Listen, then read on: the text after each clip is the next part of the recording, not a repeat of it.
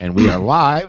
Thank you to our live viewers. This is going to be episode 179 of the Polite Society podcast. We'll be going live. We'll be doing the recording here in a few minutes.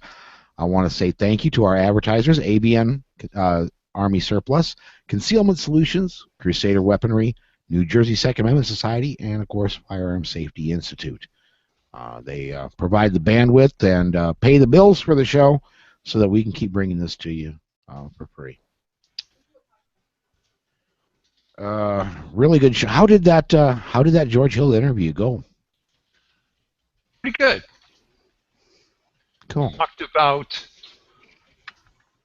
what to do in cases of mass violence. The reason we discussed it was we expect that there will be a grand jury they would call it no bill in Texas, that the police officer would not be indicted for the self-defense shooting in Ferguson. Right. But there's some people who've talked it up. You know, they're going to have they've got a riot scheduled. Now they're just waiting to find out when. And so George and I discussed mass violence. That there's often a precipitating event, but within it are really, if you will, smaller precipitating stimuli that attract a crowd. Mm-hmm. Oh, there's a fire. If it's big enough, they'll move close. If it's small, they'll move toward it. They hear broken glass. There's a buzz and excitement, and the crowd moves toward it. In some sense, you can almost bait that crowd the way a matador's cape teases a bull and draws his attention.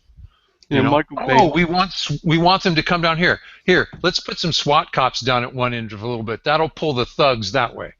It's amazing. Okay. And then they take on a life of their own, from what I've read. You know, well, we were talking about the analogy with floods and fires. Mm-hmm. If if the cops say the dam broke or there's a fire over the ridge, put your crap in the car and leave. Don't be there if you can avoid it. Don't be there if you can avoid it. Did you ever read what Colonel Cooper said to break up a riot? He said the police should have hidden snipers with silenced .22 rifles and pop leaders in the chest, in the lungs with 22s. Holy crap. That would work. And I think the Israelis did it during Palestinian riots on the West Bank. I don't know. The live page is not live. No, I forgot to update it, and Okay. it's a bit late. It's a bit late now because I don't want to have to go drive. I don't want to have to go in there and work on the code. So I I'm trying to. I like to direct everybody from all my pages to. There is they can watch right off of YouTube too. Yeah, I'm getting there. Okay. As soon as Gary gets back here. Oh, I'll do the same with mine.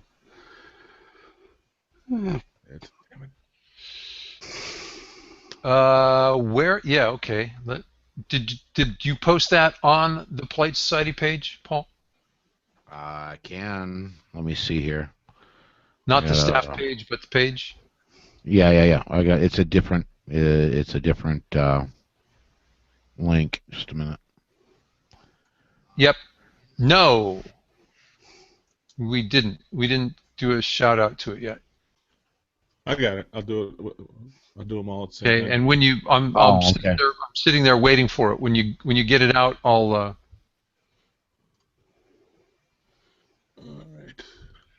Guys, on our page, who posted the temple index? The what? I have no idea. I might have. I know Miguel commented on it that he thought it was kind of idiotic. Yeah. This is on our public page? Yeah. Yeah. There's a picture of Costa, trying to move around something, and he's got the gun pointed up next to his Well, ear. I saw Yeah. that. I didn't do it, but No one will admit. well, it says posted by Susan, so Okay. I may have done it. I'll admit it. What's the problem? Is it gun related? Should it be commented on? Excuse me. I'm sorry. Was that not appropriate? No. I thought I'm hard pressed to think when I want to point a firearm up in the air. Yeah. Okay. I didn't saw even some look at guys do it as they were moving around barricades, and I thought, just what's wrong with the dirt? you could What do you got against shoot your dirt? toe against. Say what? What's that? I said you could possibly shoot your toe off. Thanks, Yeah, Mom. and what do you have Yeah, against from dirt? there you're going to break your neck. Yes. Rob's anti-dirt. That's right. I'd much rather shoot it than.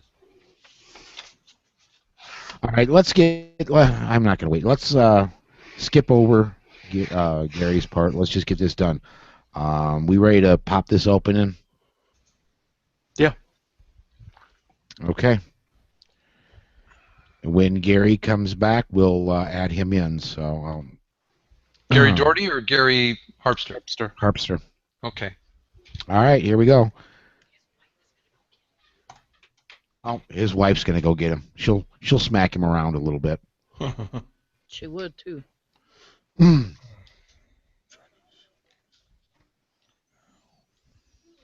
Okay, that's done.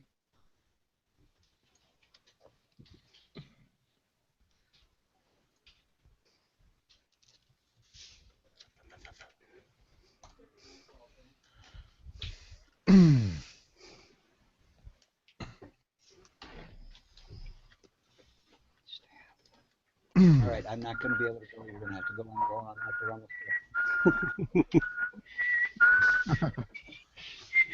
Okay, I think we're ready to fly here.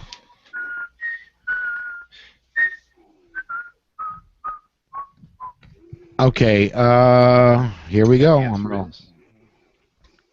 You on the you in the show notes, Gary?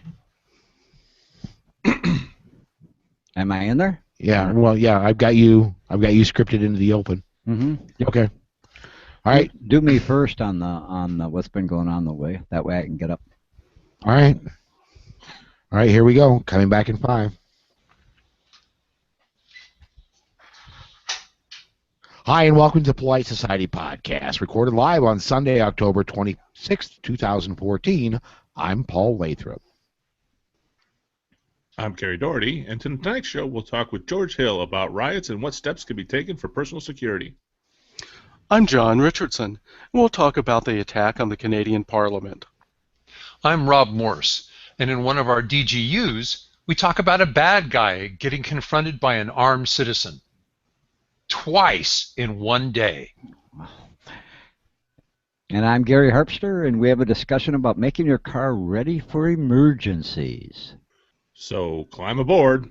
Strap in. And hang on. Episode 279 of the Polite Society Podcast starts right now.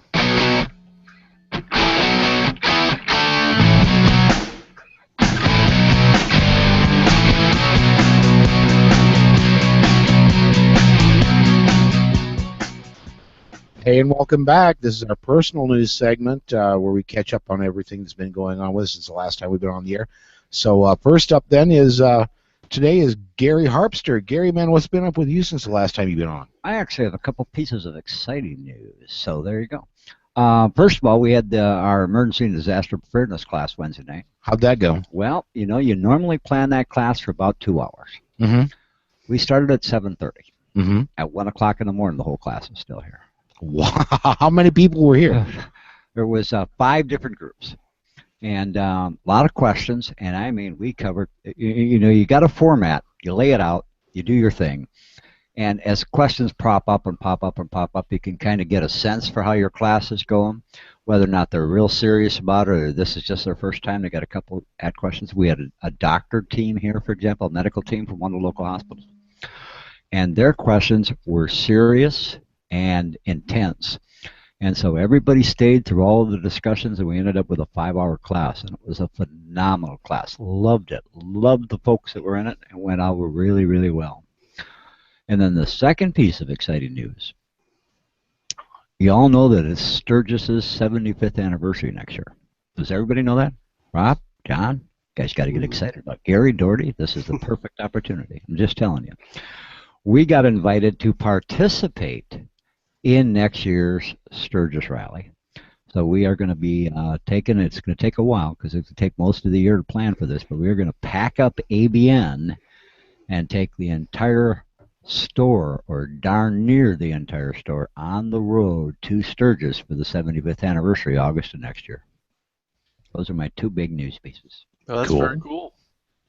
Yeah, going to be an awesome opportunity, awesome time. They're talking about, and I don't understand if their number is correct, but this is the number that the Pennington County, that section of that tourism that's over there, West River Tourism, is expecting 1 million people. Oh, I'm so glad I'm going to be doing a class that weekend, and I'm going to be on the east side of the state, about 400 miles away. Yeah, 1 million people. Is that? No. Gary, are you going to have a Miss ABN Army surplus? Ooh, what a good idea! You can have her get somebody get a couple of them. We'll get a couple of bikini girls out front with those signs, that shake up and down. There you go, sweetie. Right there you go. Sue, we get you and Shelley. No, I'm sorry. I'll be in class with Paul that weekend. Aww. Maybe I could talk my wife into a fat chance. That's going to happen. All right, so next on my list of faces on the bottom of the screen there is Gary Doherty, man. What's been up with you?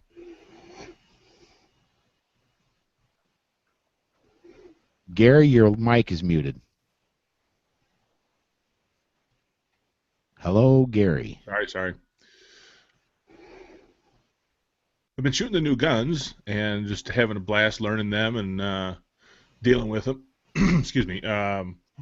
Had an interesting conversation with a friend the other day about only carrying when he thinks he's going to need it. And he happens to be a firefighter. Yes. And he's a firefighter, and of course I use the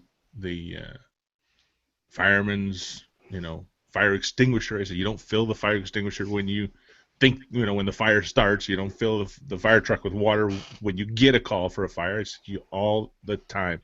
And we live in a slightly more rural, because he's joking. He said, I'm not going to wear my gun when I'm cutting the grass. And I didn't really have anything to say at the time, but woke up with a great idea. We have a lot of wild animals, some sort of coyote or something that howls at night here, and he's got a new baby, and I think it's not always bad people you need to worry about. So there's wild animals and other things like that you might need to defend yourself from. Well, you live in northwestern Illinois. You get fox and coyote and even possibly wolf in your area, right? Right, exactly. That's my point exactly. It's not necessarily bad people that you need to defend yourself from, but there's also, like I said, animals that might stray from. This is this is farm residential. There's it'd be a cluster of 10 houses together and it's surrounded by farms and things. So yeah, they could stray in here easily. I mean, it just wouldn't be outside of the realm of possibility to need a firearm to defend yourself from something like that. Sure. So next on my list of faces then is John. John, what's been up with you, man? Well, I didn't get a chance to do any dry fire practice or live fire practice this week, but I did something I think that's a little bit more important. I voted. Early voting started here in North Carolina this past Thursday, and we went out to vote on Saturday. Where we were like the 500th and the 501st person who had already voted. That's cool. And, I know a lot of people, and I've heard it, gun people even, say one vote doesn't matter. I got that when I was at the gun show a couple of weeks ago, and they're wrong. I mean, I can name any number of major races where just literally a handful of votes made the difference. You look at Minnesota. Yeah. They got Al Franken. Yeah, by I think 10 votes. Yeah, in a state of over 1 million. Or George Bush in 2000, 500 votes, give or take, out of almost 6 million.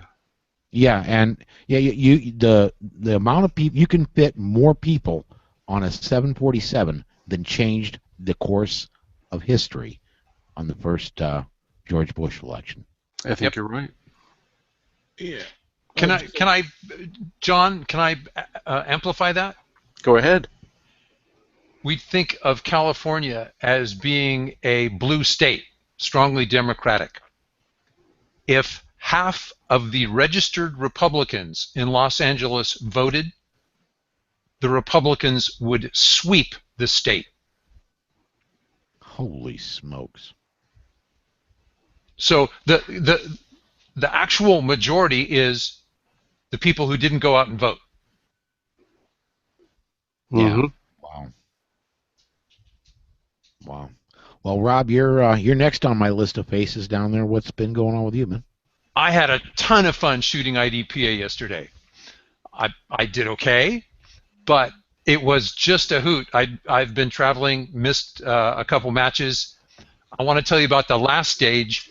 They called it the backyard barbecue stage. You started the stage with your hands buried in an ice chest. And then you shooter ready, you nod, and the timer goes off. It's as if you were at a barbecue and you're reaching to get your wife or girlfriend a cold drink in the ice chest, and then 3 thugs break in from behind. So you have to take your hands out of the ice water, turn around, step around your guests, which are cardboard cutouts with their hands in front of them, then draw concealment from concealment and engage 3 targets. Well, it was a ton of fun because it's unusual. We don't normally add props that way, although we did have to lug around babies and gas cans and other stages.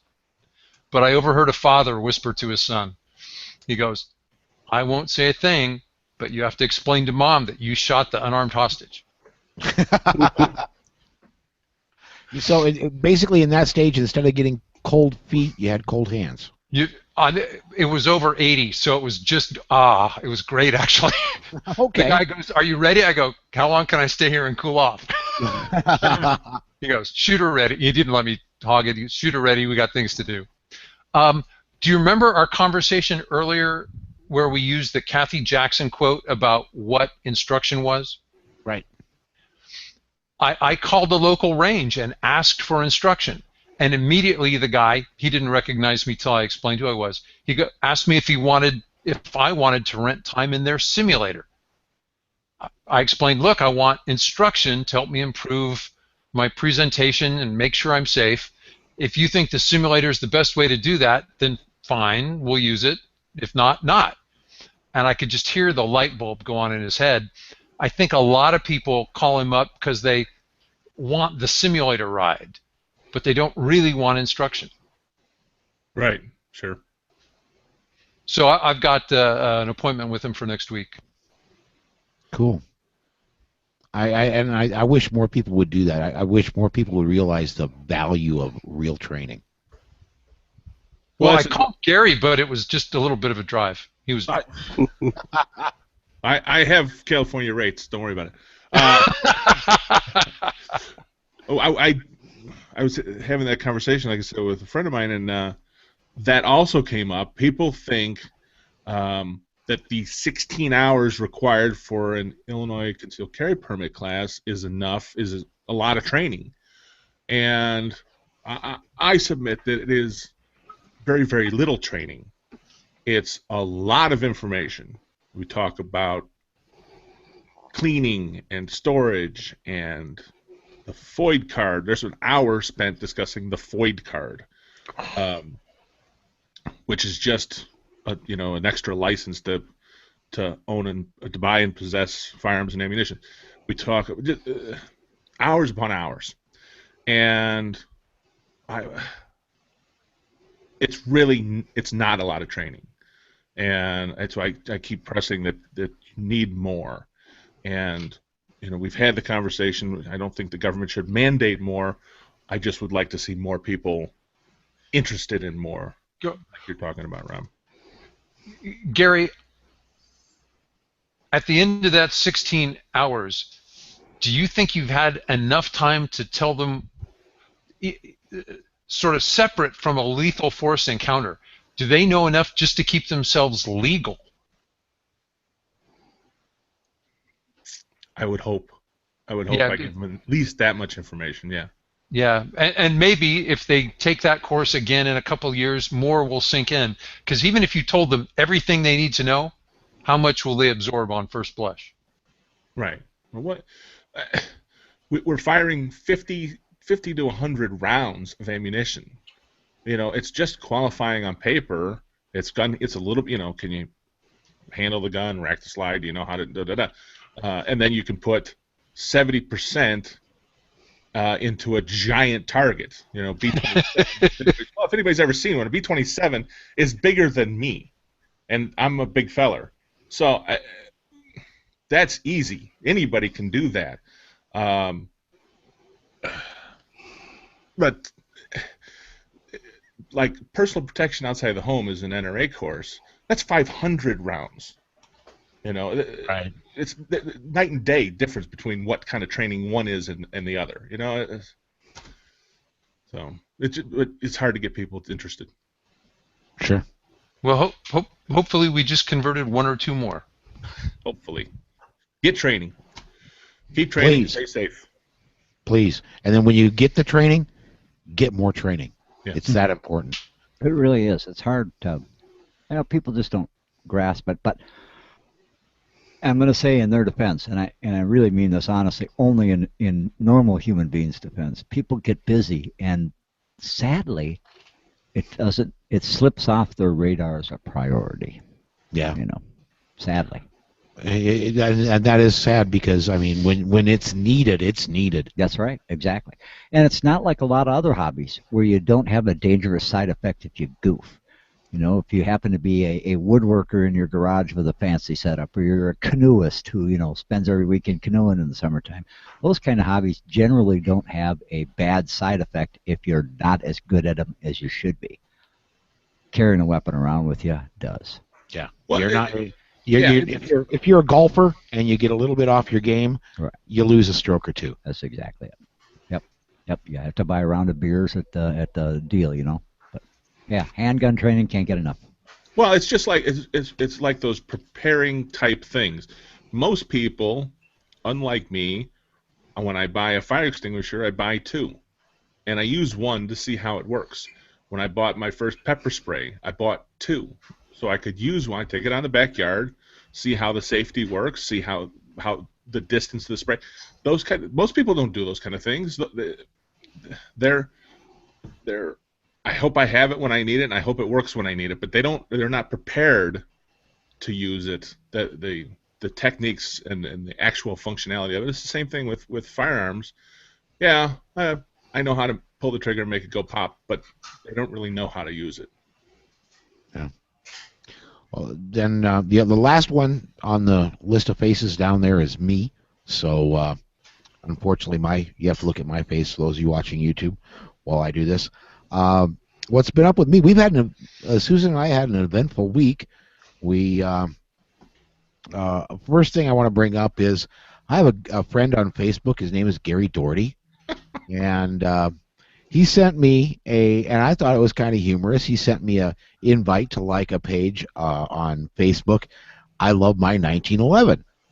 So, I liked it, and then I immediately did a search and found a site called I Love My Glock. And so I sent him that one, and I believe, Gary, didn't you go ahead and like that page as well? Oh, yeah, absolutely. Cool. I thought that was kind of funny, and so we both liked both pages. And there's nothing really wrong. For me, honestly, myself, I wouldn't carry a 1911 for my personal defense. I don't mind shooting them.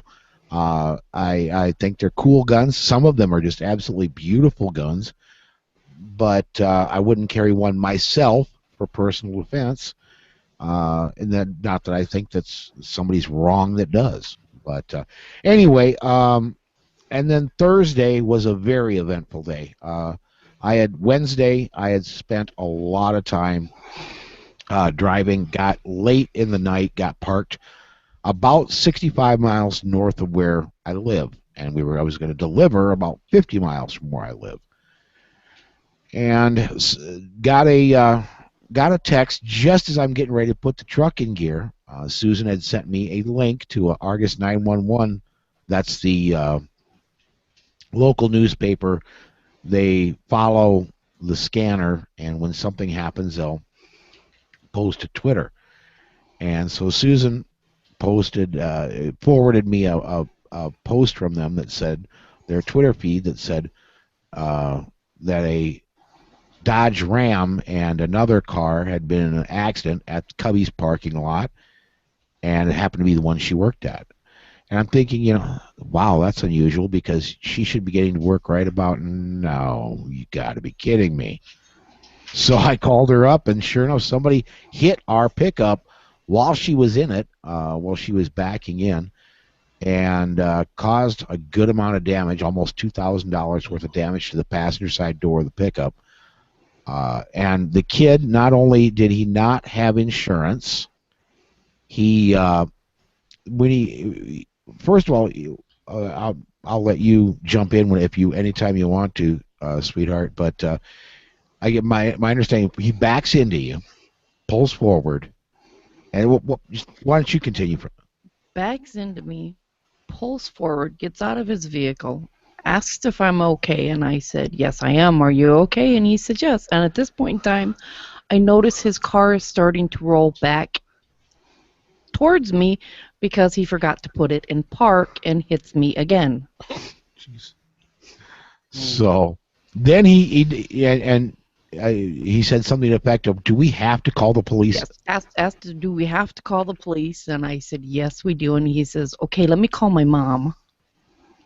Because apparently it's Mom's car, and Mom didn't have insurance on it either. But they did inform me that he was a student at the local Votech who is studying body repair, and we can just take it up there and let him fix it. No. I kind of equated that to, next time somebody sticks a knife in me, I'll ask them if they're a medical student so they can, do the repair work. I don't think so. So we spent, I got really lucky. I called dispatch and I said, once I get done delivering up here, do you mind if I need to go down and make sure everything's okay and do all that. So they let me have the rest of the day off on Thursday. I worked Saturday to make up for it, but so Thursday I spent, taking the truck around, getting estimates, getting it scheduled. The body shop we're going to take it to has got probably the best reputation in Sioux Falls, if not the best among it. And they are so backed up, they're not going to be able to get us in until December 5th. Whoa. Yeah, but the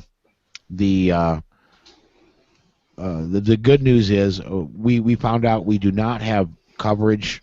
We have everything's covered except they won't pay for a rental car for us. And right now, we only have the one vehicle, and that's the pickup. And so we would have to, and it's going to take about 4 to 5 days for them to fix all the damage to the pickup. Besides, and by the way, we cannot use the passenger side front door. So both of us are getting in from the driver's side, and one of us scooches over. But anyway, but they'll give us this shop gives you a free loaner car when they're fixing your vehicle without you having to go rent one, which is really cool. Gotcha. So, and Susan, then you're okay? No injuries? I'm fine. He wasn't going that fast. He did a lot of damage to the truck, but I'm fine. The airbags no didn't injuries. deploy or anything? No. Okay. Great. No, he said it was only 2,000. That would have been 2,000 for airbags alone. yeah. So it's still drivable until December when you get it actually can get it fixed. So. Yeah, there's That's a really nice breeze that comes in the passenger door because the door is that far out of alignment. You can stick your fingers in at the top of the door. You can stick your fingers almost all the way out the door, and you can see daylight. So I'm hoping it doesn't rain or snow a whole lot before we can get it in. Right. You know, if you, we're not expecting much bad weather. You can come on down here. You're gonna put us up, right? Yeah, I have room. Okay. All right. The pups weren't with you. No, Okay, no. good. No, she was going to work, so the puppies were home. No. And last thing I want to bring up before we go to break, and we are, as usual, when I'm here, running late. I tend to make us that way. Imagine that. Yeah, no kidding. But we got, I want to mention that our GoFundMe drive for GRPC 2015 for video streaming, we're up, we've had some more contributions. We're up to $550 raised out of the $1,250 we would like to get. I want to say thank you to everybody that has donated, and we are we're looking at I'm sure we're going to get there. We're almost halfway there with 10 and a half, 11 months to go. So, Paul, I don't know that our listeners understand just how long an extension cord we need to reach from Sioux Falls. Yeah, that would be a hell of an extension cord, wouldn't it? Well, let me just point out that I just saw an article this week from work that if you're planning on going to GRPC, 67 days, it's right around 60 days, is the best time price-wise to buy airfare. So I was looking now, and then I got this article, and you're better off about 2 months out. That's when the prices are at their lowest typically. So if you plan on going, that's and also book your ticket on a Saturday. I read that in the Wall Street Journal. That's the article, yeah, exactly. Really? Mm-hmm. Huh. Did they say why? Less corporate bookings going on a Saturday. Huh? Okay. I guess that does make a little bit of sense. Yeah, it does. Okay. That's something. Because they stick it to corporations. Gary, I have to ask you about recommendations for places to stay when we go to SHOT. Oh, okay. I would stay at the Venetian because that's where the event is. You're paying for us to stay at the Venetian, right? I will put my 2 cents in for what it's worth. Okay, you'll tell me what online sites to check for prices, and I'll appreciate it because you've lived there. I have the unique, I guess, among our group that I have to get out there about 5 days earlier than the rest of you do because I do both our buyer show and the SHOT show. So I'm actually there almost 11 days characteristically. And I'll tell you, the last year I stayed at that Super 8 that's right next to both of them. It's right next to the Tuscany for about $52 a night, and it was darn nice. Darn nice for a Super 8, and they treated you real well. Nice rooms, but you got a much better price, I think, than I did. So yeah, well, I might stay with you guys this year. You're not in my room. You're not. Why not? Because Sue doesn't have a problem with it. I already talked to her. She's okay. Gary Doherty would get jealous. I'm telling you. Paul doesn't own pajamas. We need to run off to break here. We're way late now, so let's go ahead and do that. And we've got a lot of news coming up when we come back right after this. Yeah, 25 minutes. Oops. Yeah, I think that for the most part, most of the listeners like that. When I get that occasional email, they like the, "What are you guys doing? What's up?" That's why that section comes first. Yeah, I think they do. The way I figure it is, if they know what's going on with us, going on in our personal lives, we feel more like a friend, than just the guy that's sitting there telling them what they should be, what they think about guns and all and politics and all that. A lot of them have commented to me personally, though, that they think you're a lot better looking than on YouTube than they see on YouTube, and they think, "Boy, who's that handsome guy there?" Oh shit! Sorry, was that external? Family show. All right. I need to remind you. I don't mean to be, but you got to be up right next to the mic when you talk. There you go. Who are you reminding? Me. Oh, okay. All right. We ready to do this news? We're going to do you're going to insert the advertisement. We'll do it later. I figured we do that when we record because we're going to record your segment, right? Yep. Okay. Do the advertisement afterwards. Right. We'll do it. And you We'll just like last week. We'll start that recording, and we'll record your insert, and then I mean, if you want to do it now, we can do it now. Let's do it then. That way you can run through the rest of it because everybody doesn't have to be here for that. So. Right. Okay. Let's do that. All right.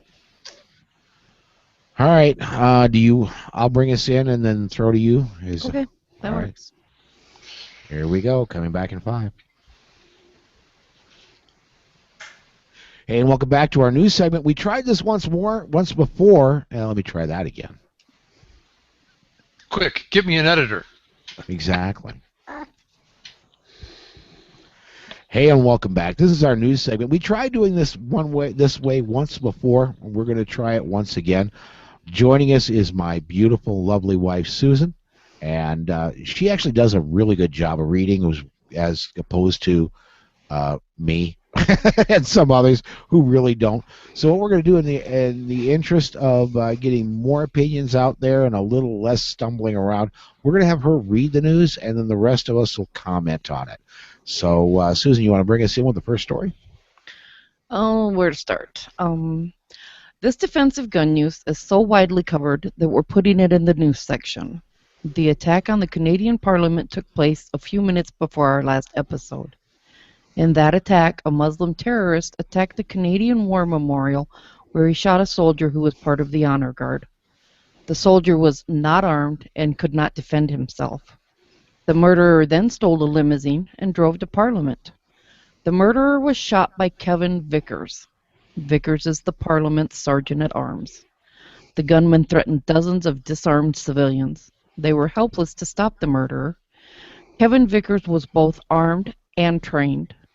Vickers saw the murderer's gun stick out past a stone column. Vickers dove across the marble floor, slid onto his back around the column under the gun. He then fired upward at the murderer until the threat was stopped. Vickers was the former chief superintendent of the Royal Canadian Mounted Police.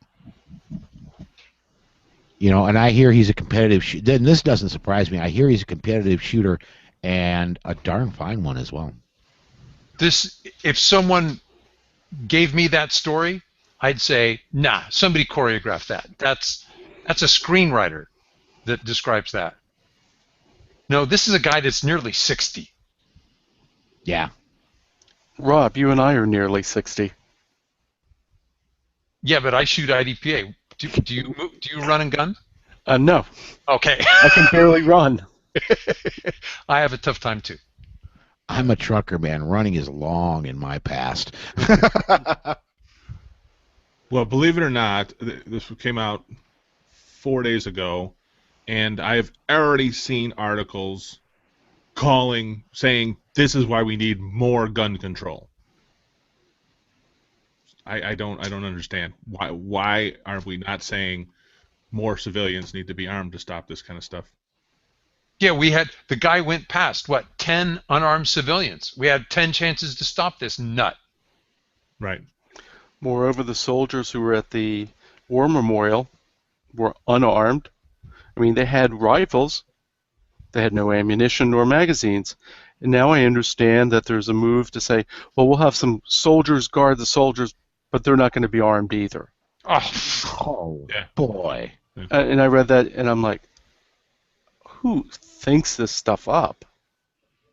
Now, we were talking off air before we started the show. I'm not sure who it was, but didn't somebody say this, and I don't have confirmation of, but isn't there speculation this was a lever gun that was used, like 30-30? That's what I heard. Wow.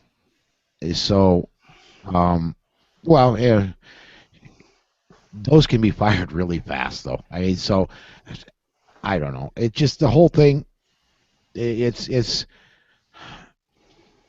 the one thing we're not bringing into this or having at this point is I do know the guy was a recent Muslim convert and was there was an ISIS connection, and there was the whole thing is just one thing I seen on social media. One of the guys from Slamfire Radio was saying that next June at the charity shoot, they're thinking about having an ISIS flag burning, and I think that would be really cool. Yeah, this guy actually, his mother worked in their immigration services and may have reported him, and they actually refused to issue him a passport, and I think that made him mad, so there he lashed out. I mean, he came from a very privileged background. Yeah, his dad, I believe, was Muslim, so Yeah. I don't think he was a recent convert. He'd seen Okay. Islam for many years, and the CBC and the Guardian both report the firearm as a 30-30 Winchester Model 94. Lever action. Yep. You know, I just bought one, 2 weeks ago? That's why I was thinking of you, John. Except it was a Marlin. And, you know, I've always heard them referred to as cowboy assault rifles. Well, yeah, compared to a bolt gun, they are. Yeah. And, you know... They are, wait a minute, they are what? Assault rifles, Rob? No. That they Okay. can be fired rather quickly compared to a single-shot bolt gun. Okay. Yeah. So they're it no more an assault rifle than I'm an assault civilian. And it's my first lever action, and it is fast. Sure. That's not the reason I bought it. People use the assault rifle term, and my hair stands up, even though this is around Halloween. Sorry. I get appreciate you tackles. wearing the hat to control that. Yeah. You know, I keep that term assault rifle, assault weapon. You know, that means Rosie O'Donnell has an assault spoon or an assault fork. It's not an assault is a verb, not an adjective.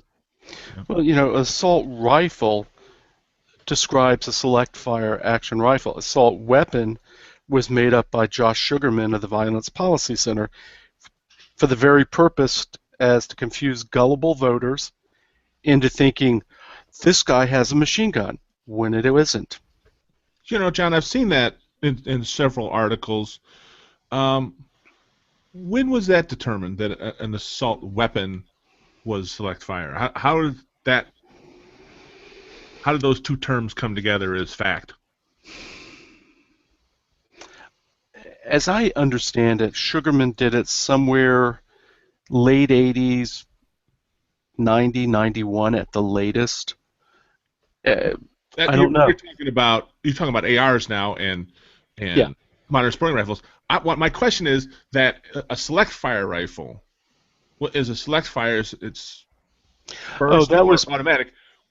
But was the term assault weapon, assault rifle given to those weapons when they came out? yes. Well, Yes. actually, like the Sturmgewehr, Yeah. which kind of was, and it was like the Soviet Papasha, the PPSH. They were close combat, less than a full rifle cartridge, more of a pistol cartridge used for close quarters combat. The MP40 from we always call the Schmeiser. Right. But the Sturmgewehr, I think, was really what they considered the first. But so how many years ago? 40, 50 years ago? 60. 60 years ago. 70, yeah. They called it an assault rifle? Yes. Yes. I mean, it They was did? literally Okay. designed for assault troops. It was not a 300-yard engagement. It was a 30-yard engagement of these guys trying to run and gun and move across a battlefield. Okay. Around cities and stuff like Stalingrad. Yeah. Okay. I hear a lot of people say, well, this is a true assault rifle, assault weapon, and I just was curious as to if we've if we're just trying to push the term onto something else as opposed to a modern sporting rifle, or if it was an actual used term. So that was my question. Why don't we go ahead and move on to the next one then? Or do we have more on this? Well, just to summarize, there is something called an assault weapon. It's a military term. Assault rifle is something that was invented. It's a PR term designed for headline surfing voters. Right. Okay. An armed student attacked his cousins at a Washington school. The student was too young to own a firearm. He stole it from his father. The murderer took his own life when a teacher grabbed him. The anti-gunners will say, we all need to be disarmed. If that's true, then why do they call the police when a crazy killer comes to school? I thought we were safer if we simply kept guns off campus. We would be safer if we could simply keep guns off campus, but we can't. Signs don't stop crazy people.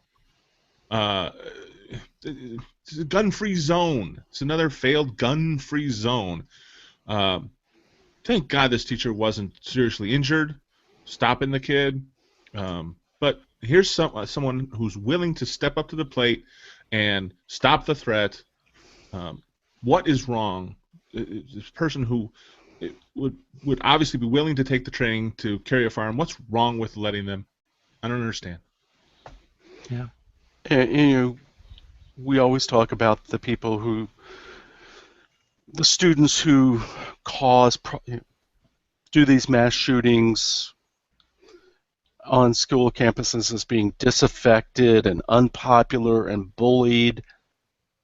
This kid was on the football team, had just been made a prince of the homecoming court as a freshman. Wow. Obviously popular enough. Well, yeah, but that was all falling apart. He was suspended from the team for a grade issue or something, and his girlfriend broke up with him. So there was a lot. It was all crumbling. His magic world was starting to crumble. So I don't know. Yeah, and the whole thing. I honestly haven't had a whole lot of time to read up on it, but the one thing I did read was like,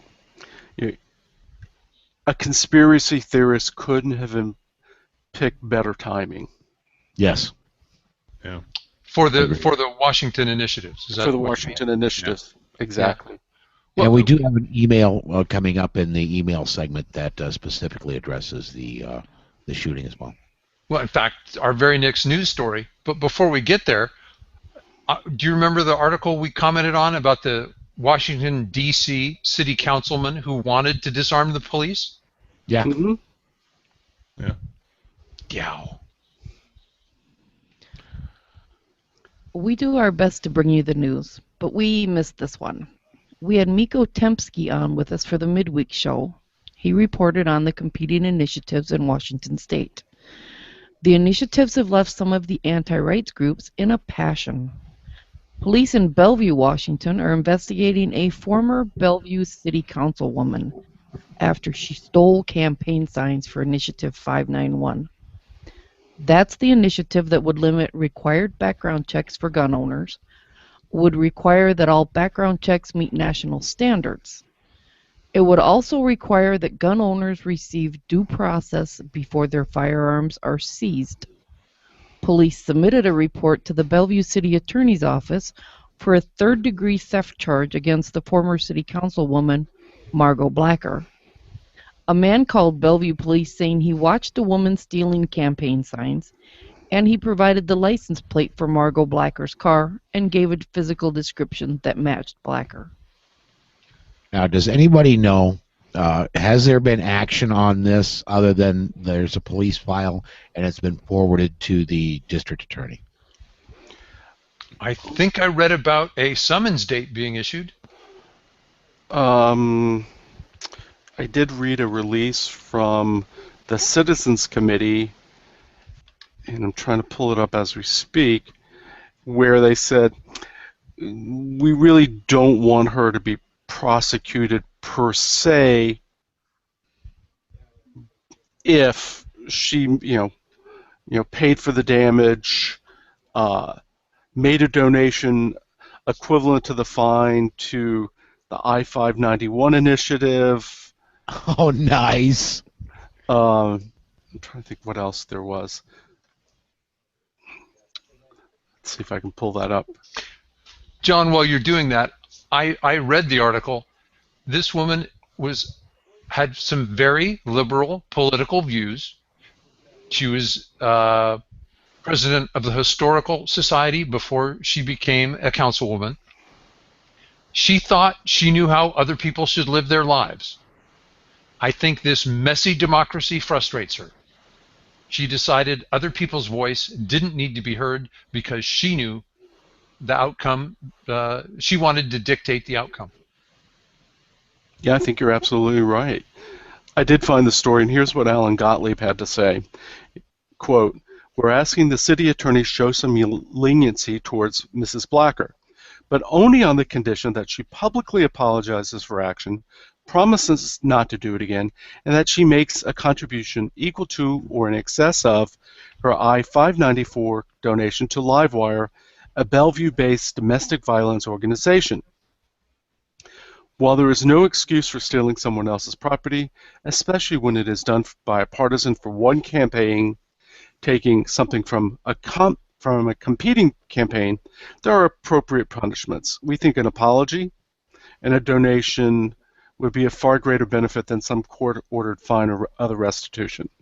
He also asked the I-594 campaign to repudiate her actions and return her contribution. I like that. Yeah. It'll probably fall on deaf ears, but I think it's well played. Yeah. He's a smart guy. Alan Gottlieb. Oh, yeah. Amen to that. And we're going to be talking more about him in a news story a little bit farther down the road. But we are coming up on our break here, so why don't we go ahead and jump to break? I think we may end up with more than even 2 news segments tonight. We're taking a while to get through them. So let's go ahead and jump to break. We'll be right back right after this. How long was that interview with George Hill? Ooh, good. Wait just a second. I'll find out. Okay. Now this is the Ask unedited. Rob. See if Rob knows. I think Rob was there. I hope he was. That's so nice of you to assume that. Where is it? Shortcut. Why am I being tagged to comments? Can I not come up with my own comments here, people? Because we didn't know that Susan was going to 13 minutes unedited. That'll probably come down to about 10. So we can do 3 news segments without a big deal. Yep.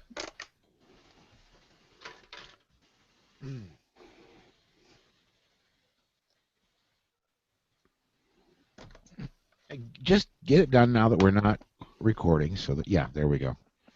Okay, Got what's some fresh fruit here that I'm trying to Attack. exactly. What do you got, scurvy? You guys need to come up here and record with us because we've got all the good munchies. We have fresh fruit, and we have some chips and some ham and cheese roll-ups. That's junk. I had mac and cheese a few minutes ago. Come on. We're going to have grilled turkey here in a little bit. I'm sorry. All right. We ready to do this again? Yep. Okay. You want to just go ahead and bring us back in, Susan? No. No? Okay. Here we go. Hey, and welcome back. This is our second news segment. Susan, what's our next story? There's always another excuse for the anti-rights groups to disarm innocent civilians. If one excuse doesn't work, then they'll find another excuse. Lead contamination is the latest rationalization to outlaw modern ammunition. We know that government money can pay for an academic study to say that black is white and hot is cold. You mean like global warming? Exactly like that. Now we see government money being paid to prove that lead is a danger and that modern ammunition is the source of that lead contamination. It's a harder sell than you might think because the subject has been studied before. Dr. John Lott recently pointed out where the Clinton administration dismissed concerns about lead poisoning from bullets. Lott referenced 3 letters written in 1999 and 2000 by Dr. William L. Marcus. Dr. Marcus was the senior science advisor at the Environmental Protection Agency's Office of Water. In those letters, Marcus wrote that the assertion that the use of lead-based ammunition is hazardous is in error, as studies of adult shooters at outdoor ranges have not shown increased blood levels, and those shooting at indoor, properly ventilated firing ranges have shown no increases in blood lead levels.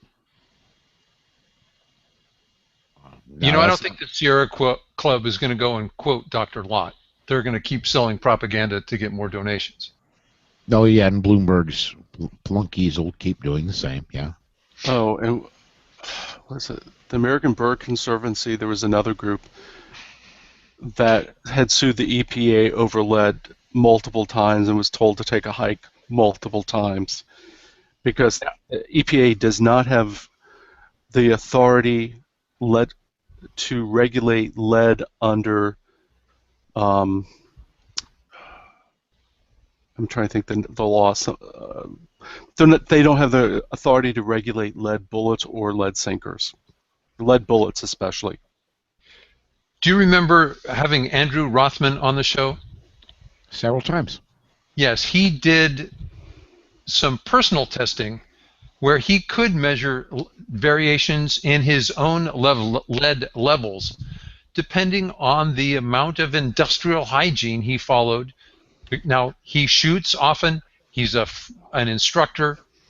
And he said, look, when I come back from the range, there's the dust on the floor. I've walked through it. I track it into my home. You know, it's really like you've gone out to, for me, to the desert, maybe for the guys that take their trucks to the mud. You got to clean up before you track that in the home. Yeah. I mean, precautions. When you go out to the range, of course, I mean, there's the absolute dead don't go firing your gun and then immediately eat a sandwich. Right. I mean, come on. But yeah, well, I mean, Paul, in that light, what you and I do at the range is hundreds of times more lead exposure than what a hunter ever does. He'll hunt a whole weekend and fire what? If it's rifle hunting, 1 or 2 shots at the most. oh yeah. Yeah. Yeah, and that's We guys shoot outside more. We shoot more indoors here, and I get tested once a year, and you know, proper lead levels is 0, and I don't measure 0, but I do clean up. I do wash. I don't lick the chicken grease off my fingers right while I'm shooting, and whatnot. But so. And there are people I know who are competitive shooters who wear masks because their levels got high. I don't know if dangerously high, but high enough to be aware, and so they started wearing masks to alleviate that because you are breathing in, in a range. You're breathing in that vapor, which is probably the worst way or best way to introduce it into your system. So it's something. Gary, one thing I heard was really hard to control. In the long-distance rifle ranges, we have a few that are indoors. If you want to get down prone, now you're on the floor. yeah. Sure. Yeah. The other area where I've heard you can get easily elevated levels is if you are casting your own bullets. You have to be extremely careful. Yeah. Lead vapor. Sure. Mhm. Lead vapor. Absolutely. Plumber, didn't they used to call that the plumber's disease because they used to cast lead seals? Probably. Yeah. I mean, it even wouldn't the surprise name- me, but it's new to me. The name plumber comes from the Latin for lead. That's right. I didn't So know that. otherwise, if you're shooting more than once a month indoors, once a year when you go to get your physical and you get your regular cholesterol, etc. check, just add on a lead test. Just to keep an eye on it.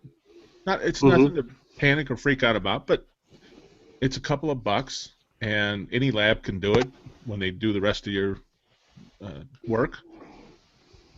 Doesn't Yeah, hurt to and check.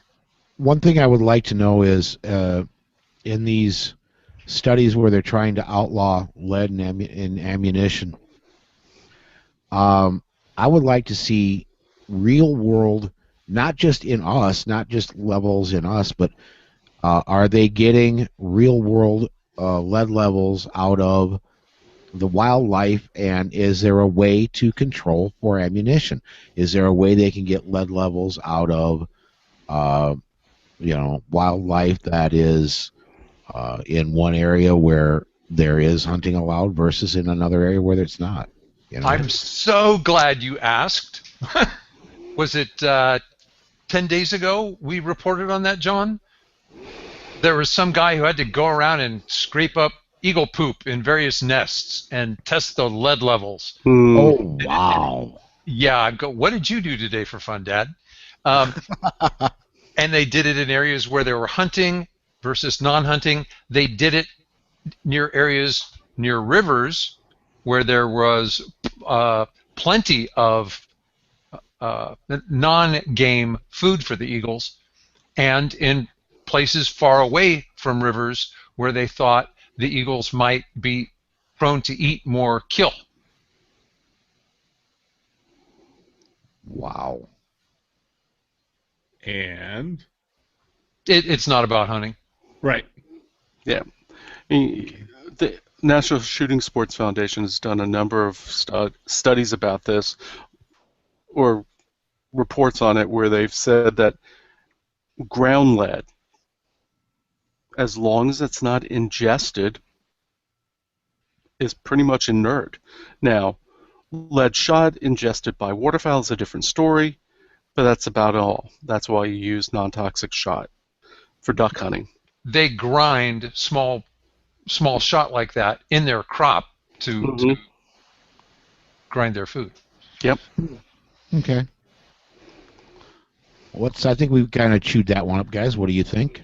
Let's go ahead and move on to the next one. Drug cartels murdered another citizen journalist in Mexico. We reported where corrupt Mexican politicians ordered the police and drug gangs to murder political protesters. The protesters' great sin? Protesting a rally where the mayor's wife spoke. Now the drug gangs are murdering anyone who reports on such stories. Nobody dares write, tweet, or blog, except with the approval of the narco cartel. This is another great failure of citizen disarmament. How many times have we heard that quote, that the Second Amendment protects the First? Yeah. Mm-hmm. And guys, for me, that's 40 miles away. Oh, yeah.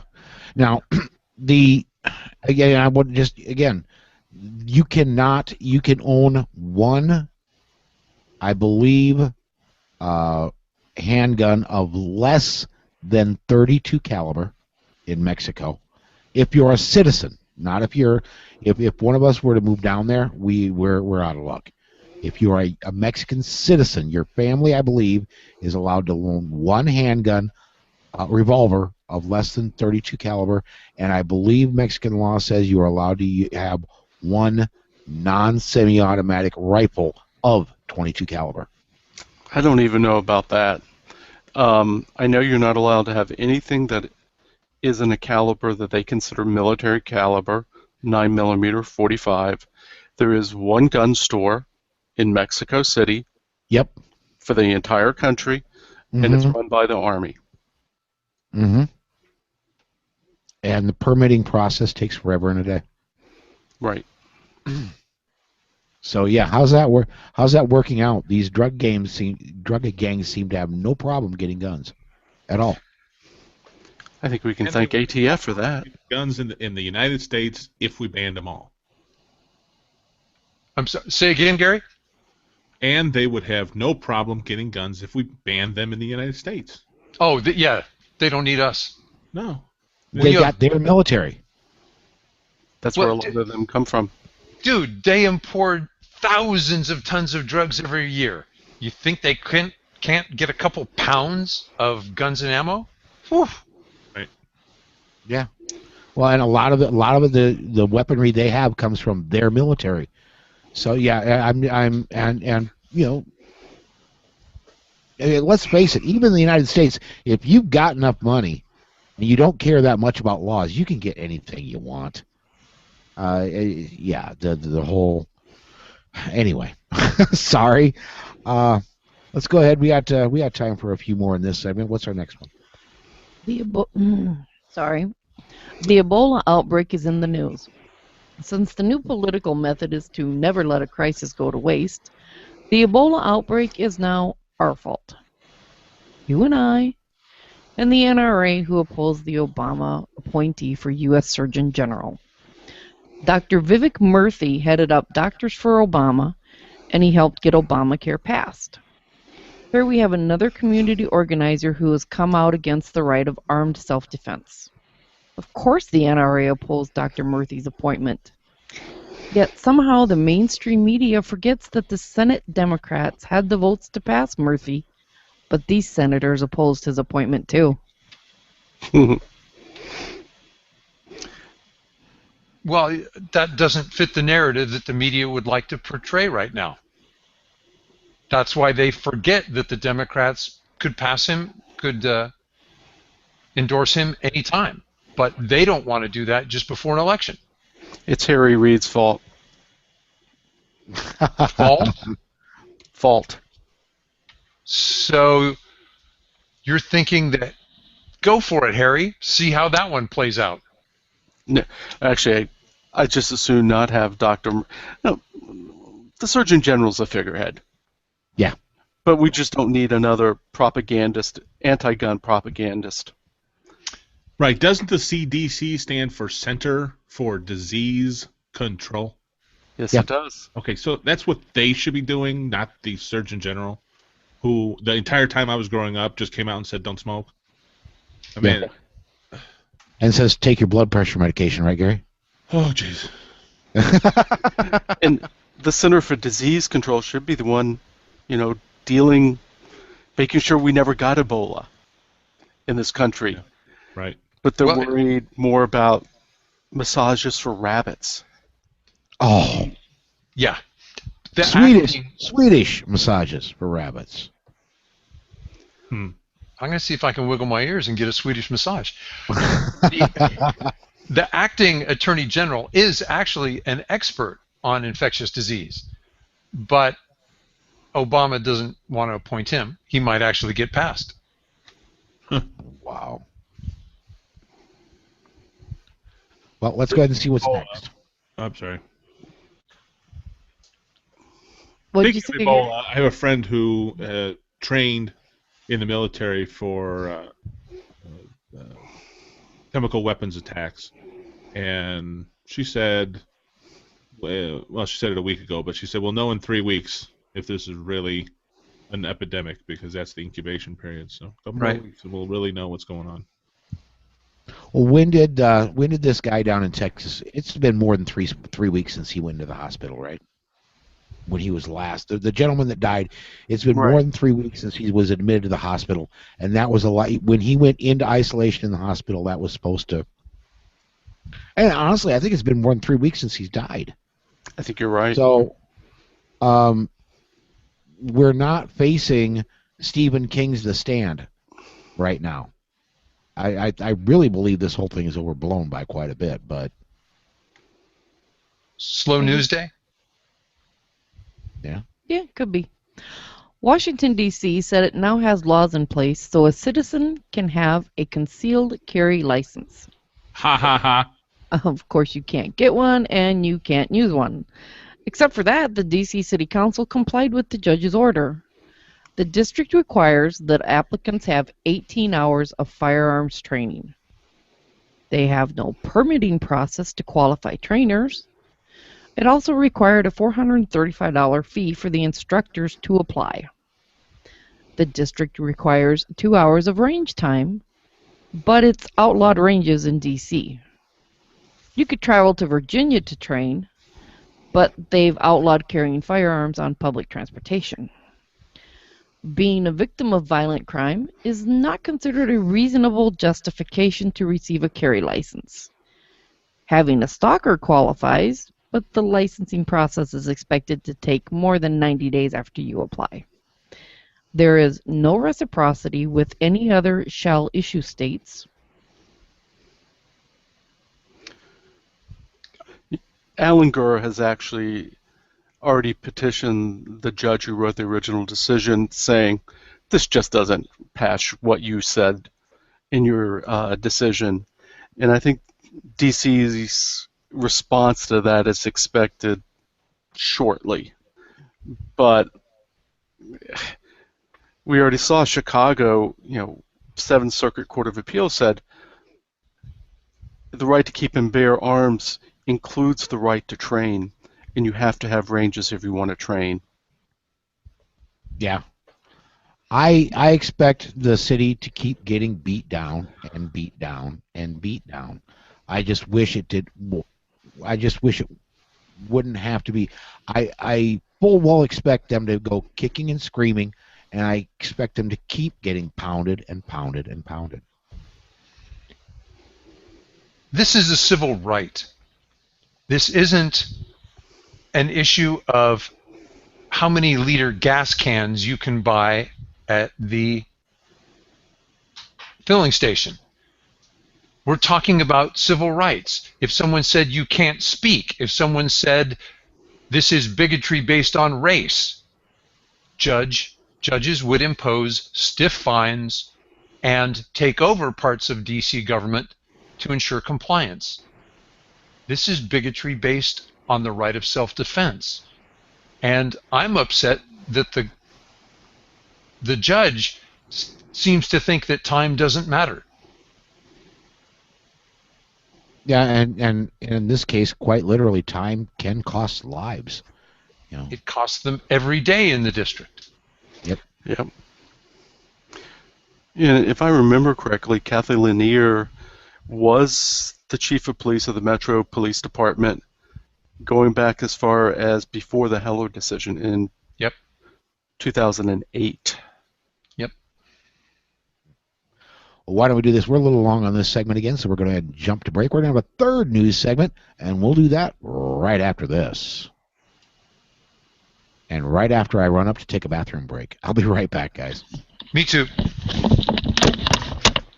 That's why I drink water. You talking about voting, I was trying to pull this up. I couldn't get it up fast enough. My cousin who lives in Colorado got a voter history report card from Americans for Prosperity. Sent him a letter, said, it says voted in every election. And it has his neighbors listed as, and it says voted in every election, yes or no. And it has his name and then his neighbors and their addresses. And it says it's got check next, yes next to all of his neighbors and no next to him. And then it says there's still time to improve your voting record by returning your ballot for the November 4th general election. If you want to improve your voting record before our study concludes, it's imperative you return your ballot, blah, blah, blah, blah, blah. They checked on that. Now, here's the really mind-boggling thing is if I went to his house for 20 days, I could vote in the Colorado election. Well, we had a guy at the gun show that was from Minnesota that was a little put out that you just couldn't register on the day of the election. And North Carolina says, and it just the courts finally allowed it, said no, you have to register 30 days in advance. Okay. Period. You can't register, no provisional registration the day of the election. I thought Colorado had same-day registration. Am I wrong? They've had it. They may. This is for me as a non-resident. If I went to stay there for 20 days, then I could. Mm-hmm. Yep. All right, are we ready to... problems with like college students. Does that mean you can get a Colorado permit after 20 days too, since you're a voter? Or I wonder if those residency laws are different. I don't know. I don't know. We ready to do this last news segment? You betcha. You think it's the last news segment. It's the last news segment. I got stuff to say. It might go long. This one affects you guys. I can mute you. We right. can mute you. I like that. Memories of the wedding. Yes. What? Oh, that was our song as we walked down the aisle when we renewed our vows was "We Will Rock You." All right. In Cool. a Renaissance wedding. In a Renaissance wedding. Of course, it was played on a harp, so. Yes. Mm.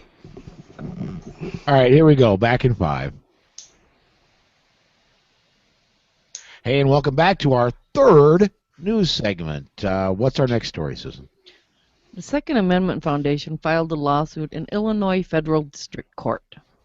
SAF challenged Illinois' concealed carry, which excludes law-abiding citizens from carrying because of the state where they live. Joining SAF in this legal action are the Illinois State Rifle Association, Illinois Carry Inc., and 10 individual plaintiffs. And I wish I were one of those plaintiffs. All 10 defendants reside in other states and are licensed to carry in those states. Under the restrictive Illinois statute, only residents from state with substantially similar requirements to Illinois may obtain an Illinois carry license. Only 4 states currently qualify. They are Hawaii, New Mexico, South Carolina, and Virginia. None of the individual plaintiffs reside in those states. According to SAF founder and executive vice president Alan Gottlieb, this situation is not simply unfair, it is untenable, and we believe unconstitutional. Well, I've read the complaint. They have a great lead plaintiff. And when I'm reading the complaint, I'm thinking it's too bad that Paul wasn't one of the people that was one of the 10 individual plaintiffs. But the guy that they have as the lead plaintiff is Colonel Kevin Culp, who's stationed at Scott Air Force Base in O'Fallon, Illinois. He's a Pennsylvania resident, has a Pennsylvania carry permit, and is an NRA pistol instructor. Oh, he's a lot more qualified. I mean, that's a picture postcard of a plaintiff right there.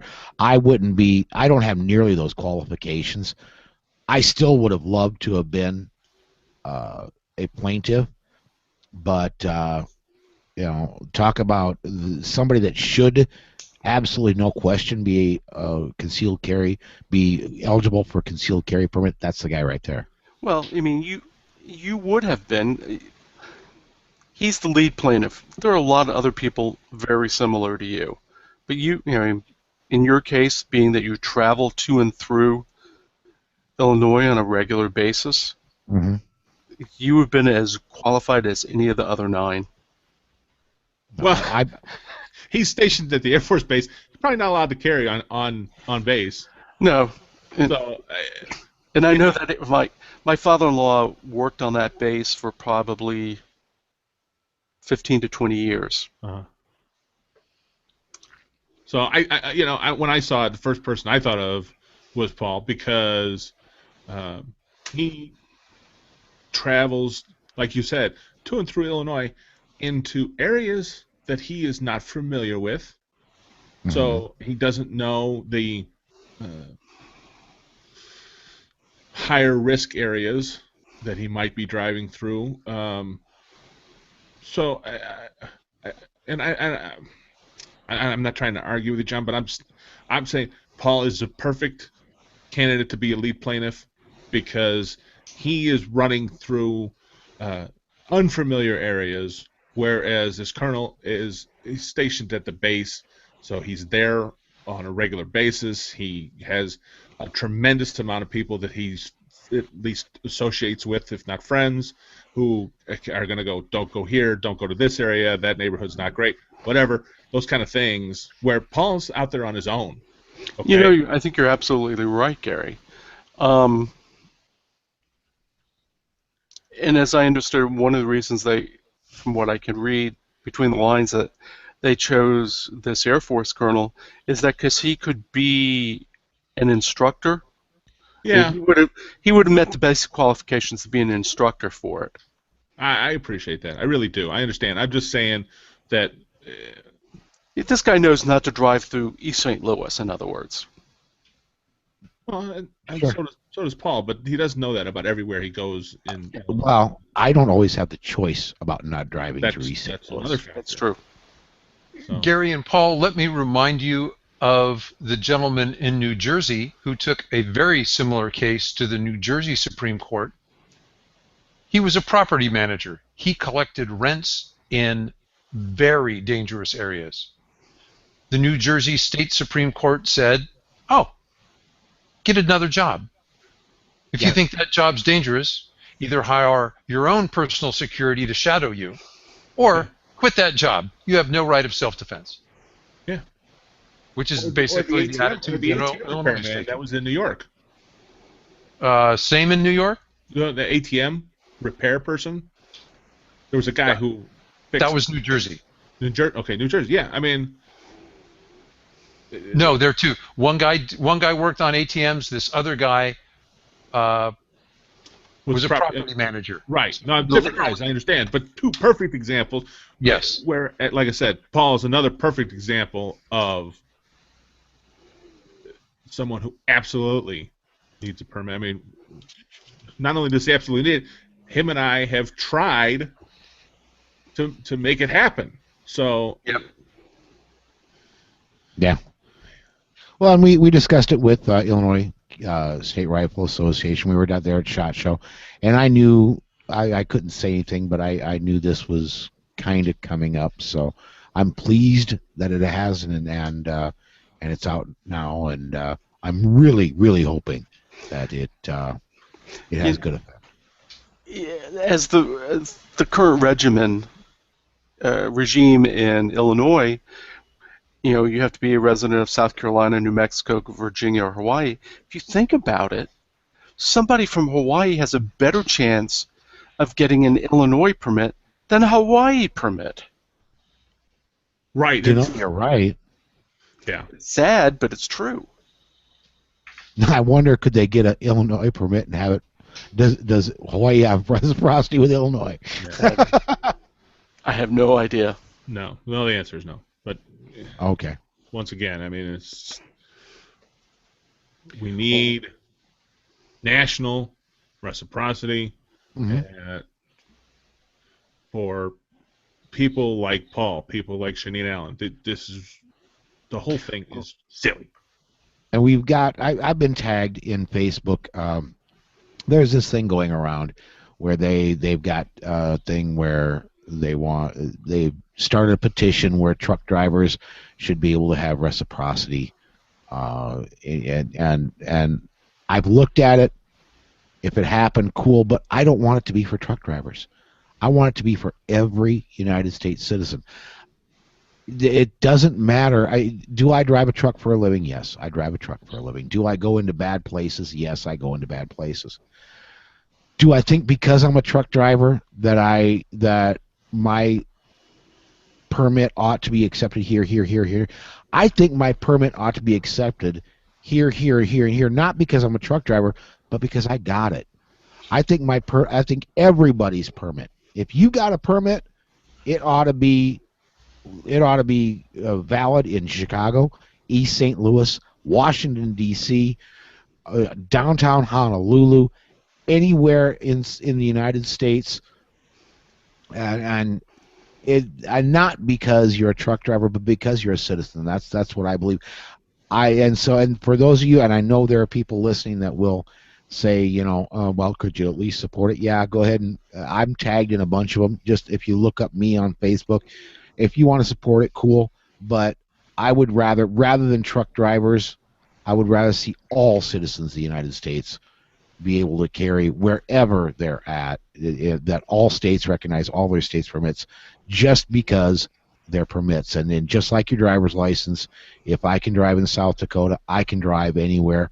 Well, if I have a permit in South Dakota, my permit ought to be good anywhere. I guess that's where I stand on it. Paul, can I disagree with you on a matter of tactics, not philosophy? Okay. If I want to achieve reciprocity, perhaps recognizing those that need to travel is the place to convince the average citizen of the virtue of reciprocity. Once we have that, then I hope we can go farther. Okay, on tactical things, I could agree with There you. you go. It's just a matter of tactics. But I don't want to. If I get it as a truck driver, will I be happy? Yes, but I don't want it to stop there because my wife doesn't have a CDL. I don't expect you to quit the podcast if you get truck driver reciprocity. Okay. All right. What's and we chewed up half a segment, almost 2/3 of a segment just on that story. What's our next one, Susan?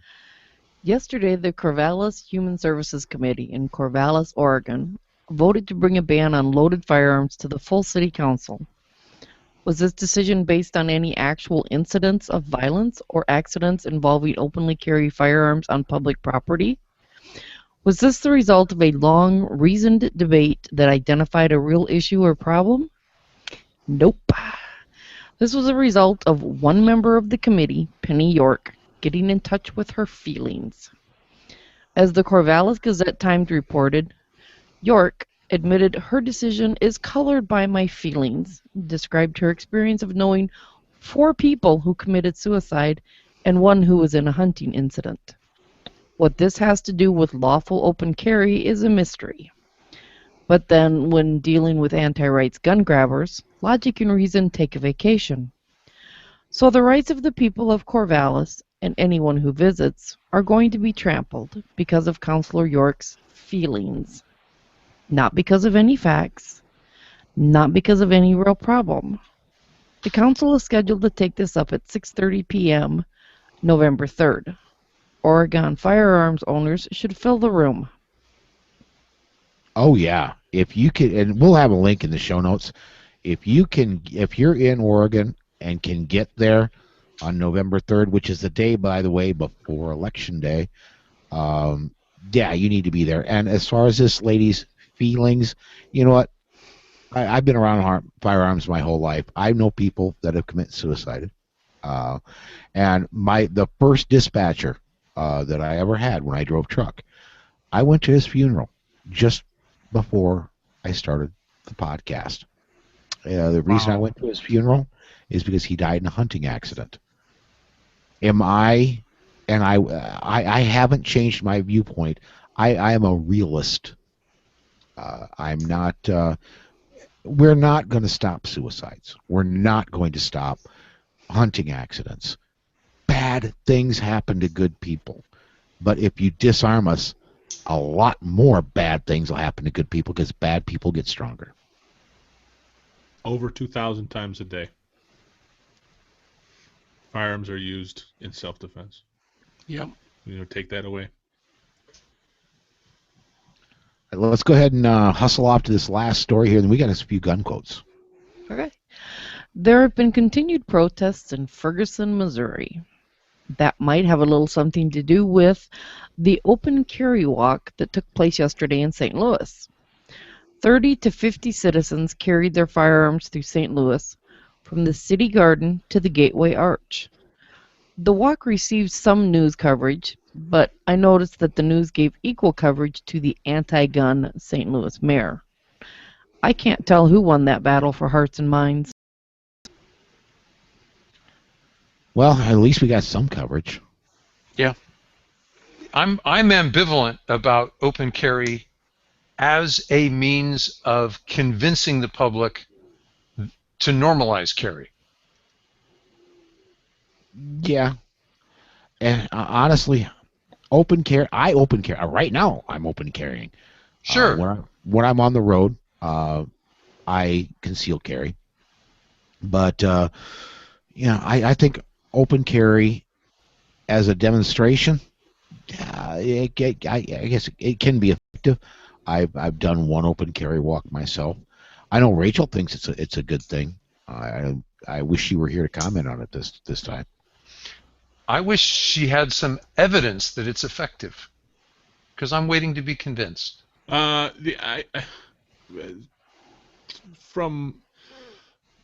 a little bit on the fence with open carry too, but as far as being effective, it certainly gets more people talking about it. Mm-hmm. Good, That bad, it- otherwise, at least people are talking about it. I'll agree with that. Well, we got a couple gun quotes here. What's our first one, Susan? Our first quote was submitted by Mandy Ellen Gibbons on our Facebook post last week. I do not carry a pistol so I can impose my will on someone else. I carry a pistol so someone else cannot impose their will on me. Lynn Gibbons. Cool. Now I want to take off on that a little bit. I want to when we already mentioned on Thursday, this guy backed into you, right? Correct. You were armed at the time, weren't you? Yes, I was. And that firearm stayed nice and comfortably nestled in its holster, right? Yes, it did. I never knew you were armed. Nope. Gee, there you go. I'm glad you chose Mandy. I've met her. Paul, I don't know if you met her as well.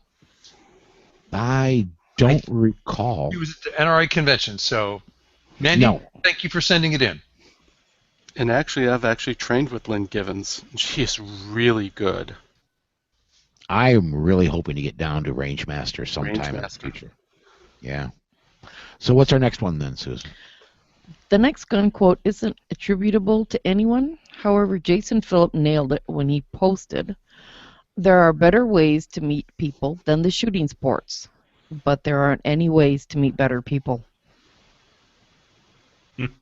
Amen to that. What a nice phrase. Yeah. Well, we do have, if any of these stories that you've been interested in, if you want to read more about them, we do have links in our show notes. And we've got our interview coming up with George Hill, the Mad Ogre, right after this. So hang on, everybody. Right back right after this. And that was actually pretty close to on time. So 3 full segments of news.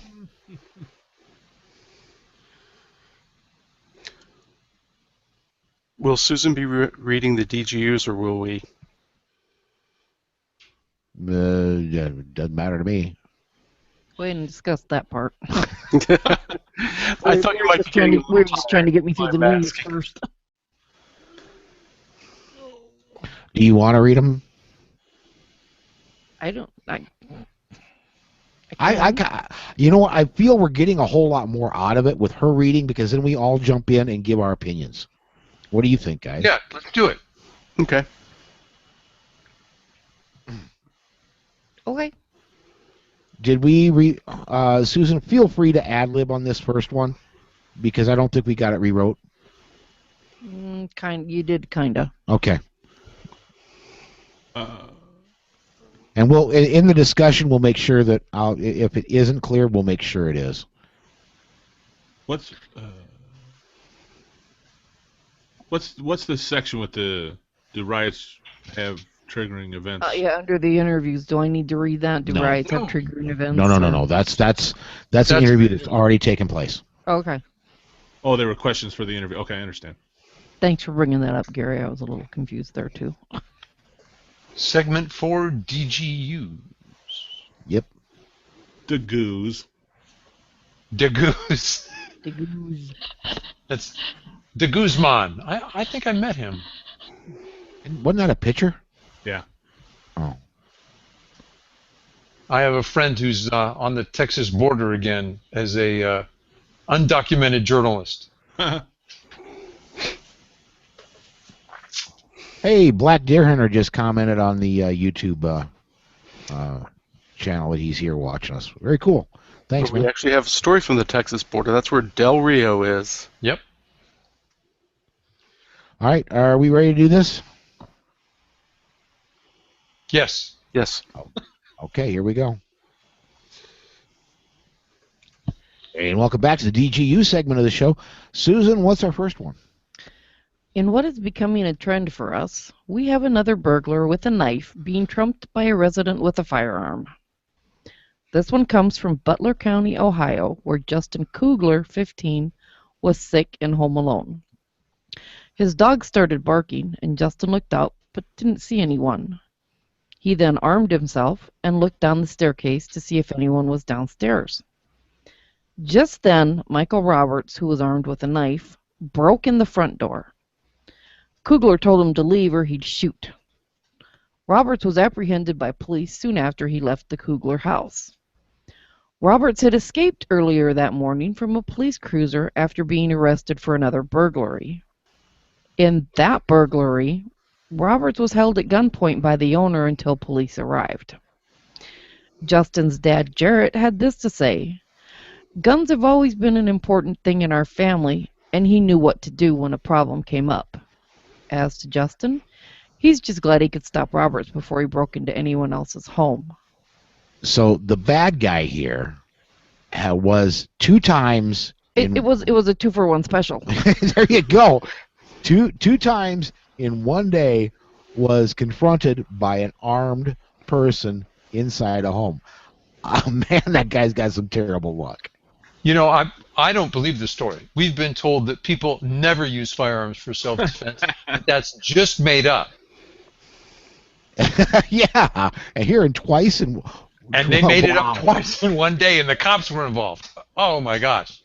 Oh, and you forgot a teenager with a gun. Yeah. Yes.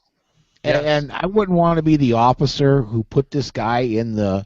The bad guy breaks into a house, held at gunpoint until the police get there. Police put him in the cruiser. I don't want to be the policeman that was responsible for this bad guy in the cruiser, because he escaped out of the cruiser and then went into. And you don't get into a police car in the back seat unless you're in cuffs. So, or you're not supposed to. Somehow he got out of the cruiser into another house. I wouldn't want to be that cop that was responsible for this guy. I think there'll be an investigation. He's going to have to answer it, unfortunately. Yeah. Lieutenant Joshua Nelson is a pilot in the West Virginia Air National Guard and was in Del Rio, Texas, which is home to Laughlin Air Force Base. While shopping at the local Walmart with his wife, they saw a man with a large fillet knife threatening to kill a woman. The Nelsons, both of whom are legally carrying, did it right. Mrs. Nelson secured the family at the front of the Walmart and called 911. Lieutenant Nelson then approached the knife-wielding man and told him to drop the knife. Nelson did not pull his firearm, but he made sure the attacker knew he was armed. The attacker let the woman go and then threatened to commit suicide. Nelson convinced him to drop his knife, and he did. When the cops arrived, they handcuffed the suspect and complimented Nelson for how he handled the situation. Lieutenant Nelson is a strong believer in the Second Amendment, saying the number one reason he carries is to protect his family. As the Public Affairs Office at Laughlin Air Force Base notes, Nelson's life reads like it's out of a Hollywood movie. He started work in the coal mines, joined the Marines, went back to the coal mines to work, went to college at Liberty University, became a pilot in the West Virginia Air National Guard, and is a delegate in the West Virginia House of Delegates. Boy, I feel so inadequate now.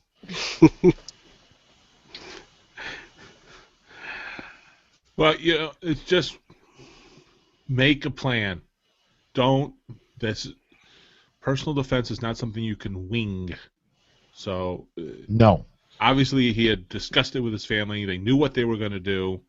And please discuss it with whoever you spend time with, family, wife, whatever.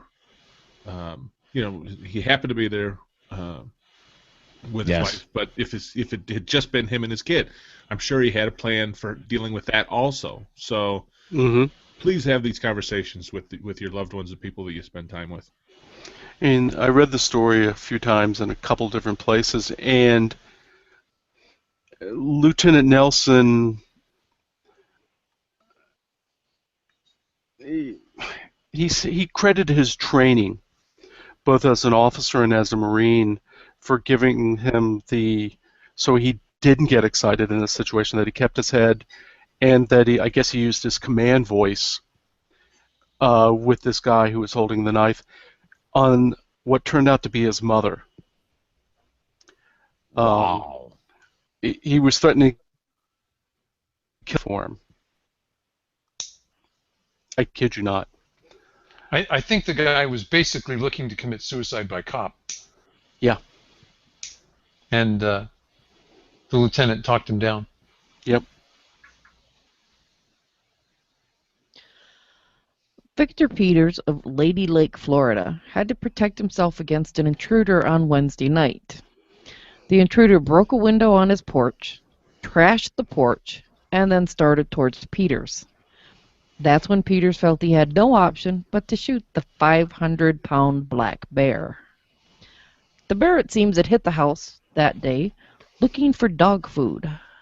Even though Peters moved the food inside the house, the bear wasn't deterred.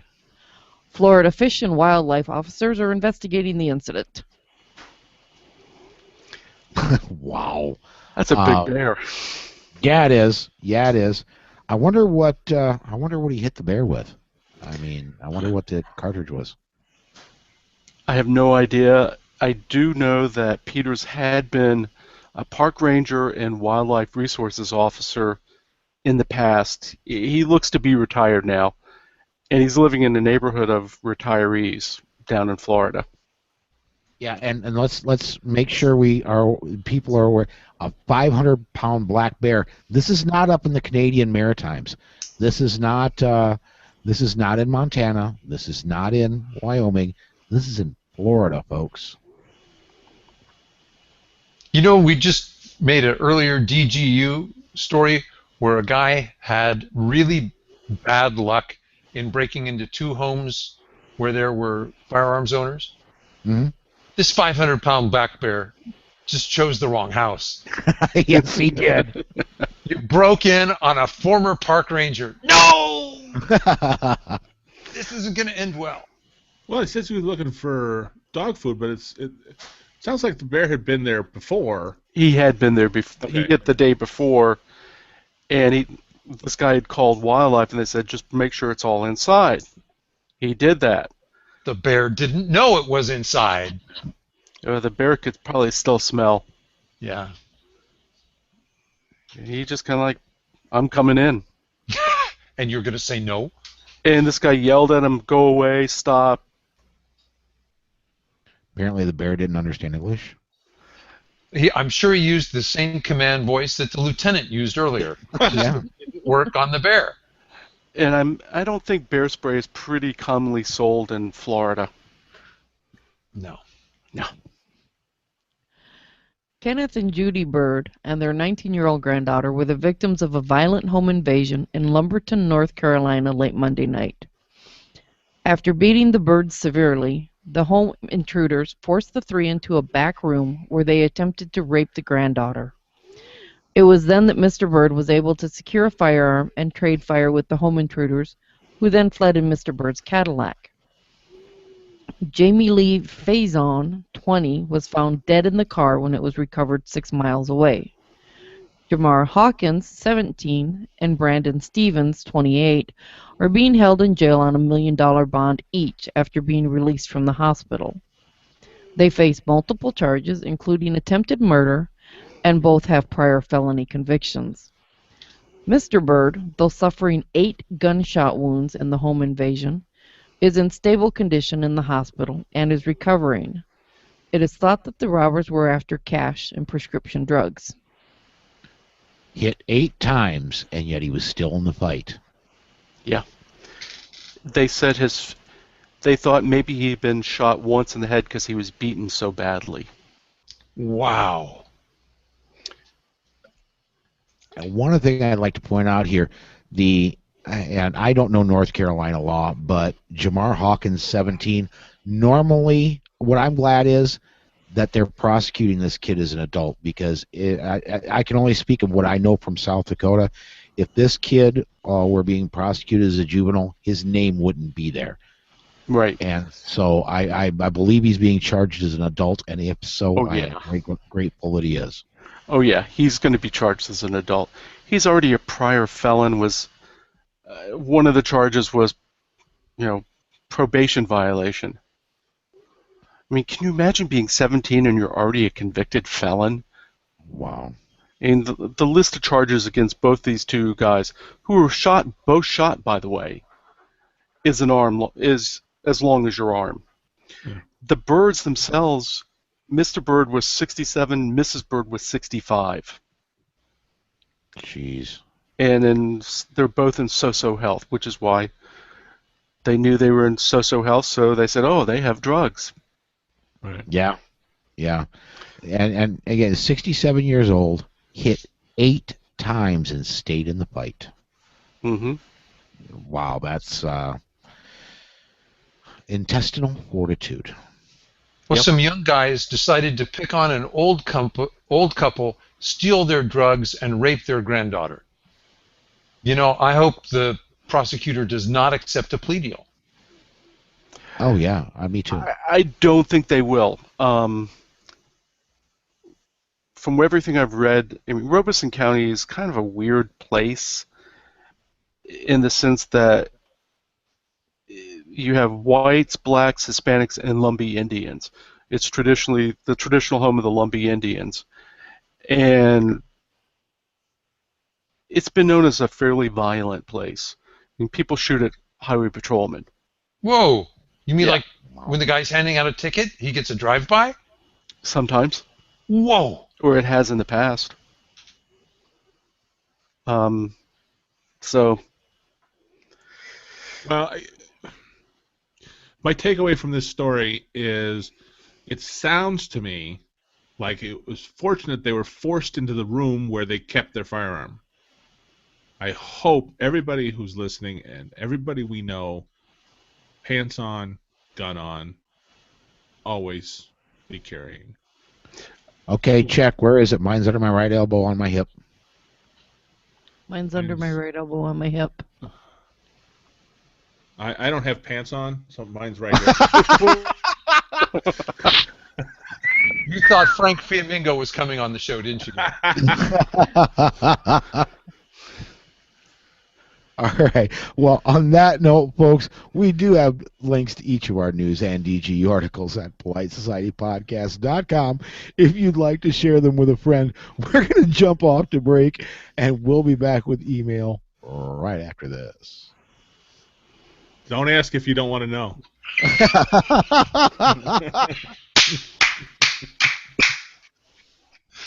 The beauty of don't ask, don't tell.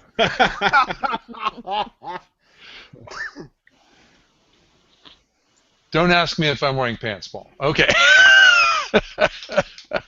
Don't be afraid of your feelings, Rob. No, embrace the crazy. That's right. yep.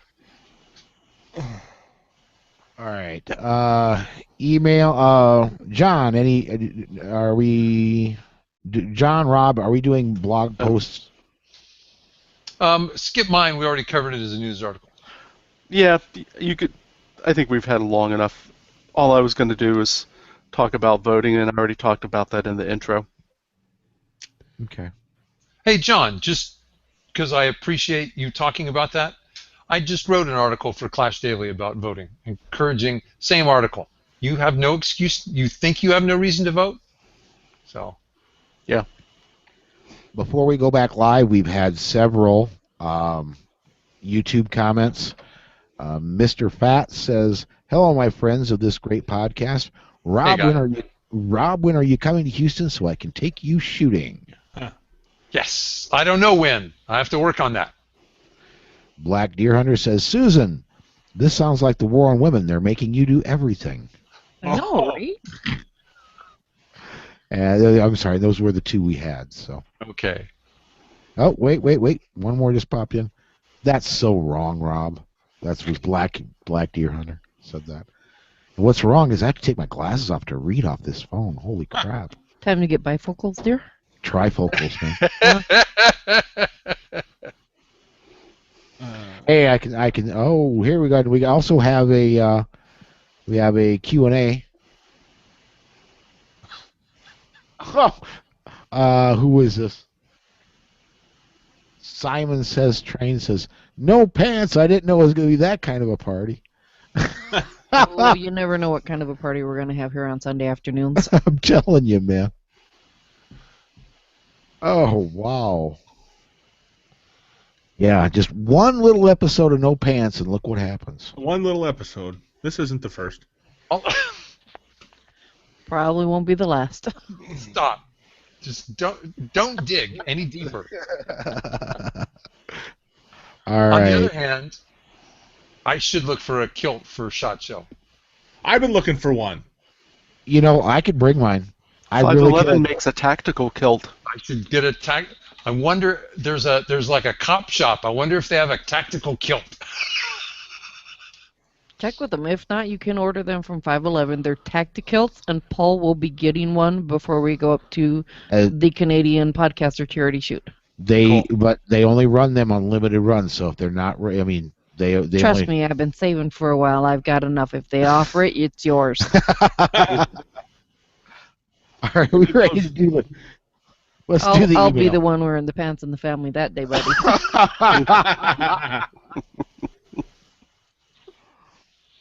I asked him to stop, and then I went down kilt row. What a bad idea. Okay. All right, let's do this. Susan, you're going to read for the email from Ken, too? Oh, geez, I might as well. I've been doing everything else. All right, here we go. Coming back in 5. Hey, and welcome back to the email segment. Susan, we're just going to have you, we're going to keep, cracking the whip here. We're going to have you read email, too. We got one email. You want to read it? This email is from Ken in Arizona. After what happened today, Friday, at the school in Washington State, I am so angry. The very state where Bloomberg, Balmer, Gates, and others have poured millions of dollars into TV ads to swing a vote, a kid with a gun walks freely into school and starts shooting with horrific results. Why couldn't those very rich men have done some good with their money? Think of how many metal detectors could have been purchased with all that money that was wasted on trying to control people's minds and freedoms and pad the bottom line of mainstream media, TV, and radio stations. It's sick. I am so angry. I am making myself sick. That's from Ken in Phoenix, Arizona. Thank you, Ken. Yeah, Absolutely. absolutely. Closing note, I just wanted to point out today is Henry Deringer's birthday. And, of course, his compact design paved the way for concealed firearms. Very interesting. Yeah, when you think about it, it took quite a while to come up with a firearm small enough that it could be routinely concealed. Yeah. What, 1906, I guess, if you want to count the 1911? 1903. Colt Yeah. pocket pistol. Okay. Okay. Well, I think that's going to pretty close to wrap it up for us. I, of course, will not be here on the Wednesday to record. I'm guessing that Rob, you and John and Rachel, I think, should be back by then, right? That's what she said. I'll be there. All right, Gary, you gonna be back next Saturday? Or you gonna sneak in on these guys on Wednesday night, or? This Wednesday working, so next Sunday. Very cool. I will change my clock and then show up on time. That's right. That is Sunday, isn't Good it? reminder. Yeah. So, as this will release Wednesday morning, so everybody remember to set your clocks back. Just go ahead and whenever you listen to this, set your clocks back. You'll only be off for a few days. All right, that does wrap it up for this show. I'd like to thank again George Hill for being interviewed and the Mad Ogre. It's always great to hear from him. And until the next time, folks, stay safe. Be aware. And we'll see you down the road. Damn it. I couldn't find the button. I'll add it in on post, but I couldn't find the button. Down there. Yeah. That's enough of that. I've heard it many times before. Black Deer Hunter popped in again. You guys are killing my Susan. Wow. So great show, guys. We're gonna I want to just point out, yes, she really is here. There's my sweetheart right there. Yes, I really is here. Glad you're All okay right. after your little fender bender. Door bender. Yeah. Yeah, what he didn't tell you was the other part of the exciting week that I had was as I was going to work Friday morning, there was a car parked 12 minutes is the response time for the Minnehaha County Sheriff's Department. Oh yeah, Um, you were mentioning that. yeah, there was a car parked 3 trailers down from us and nobody lives there. And I called it in because there was somebody just sitting there. And I called it in and they said, "Well, we'll get someone out there as soon as we can." So I had left to go to work and went, something's just not right here. So I drove back to the house and that person was no longer in the car. They were in the house. So I called them back and said, yeah, they're in the house now. I'm sitting at the end of the driveway and they said, "Well, do you feel safe?" And I'm thinking, yeah, I'm safe. I'm in a running vehicle. I'm 6 trailers down from him. The car's in gear, so all I got to do is step on the gas and I have a Glock. I'm safe. There you go. Yep, exactly. So I sat and waited for them, and then he did leave the place. So I called them back and said he's leaving, and this is where he went. And they did eventually find him. I'm not sure what the outcome was, but I know 45 minutes after I called them, they were still talking and trying to figure things out as to whether he actually lived there, like he claimed, or what exactly was going on. But so yeah, it's been an eventful week. Never seen the car there before. Haven't seen it since. Yet he claimed he lived there. Yeah, and just two doors down from us. Yeah. So, guys, I really need a cigarette, and so I'm going to step outside. Until I guess I'm Rob. If it's all possible, I need that as soon as I can because I got to build that show before I leave in the morning. Okay, I'll get you the quote from George right now. So I'll even edit it and get it to you pretty quick. yeah, even if you got to dump it raw, I can work on it. But Well, yeah, okay, I'll tell you what. I'll give it to you raw, and then it's a race to see. Wait a minute, we're still Rob. We're still live. You want to watch your language? Oh, hey, let me just a minute here. Let me take us offline. Thanks everybody for watching. Again, thank you to ABN Army Surplus, Concealment Solutions, Crusader Weaponry, NJ2S, and Firearm Safety Institute for bringing our podcast to you live like this. And we'll see you next Sunday.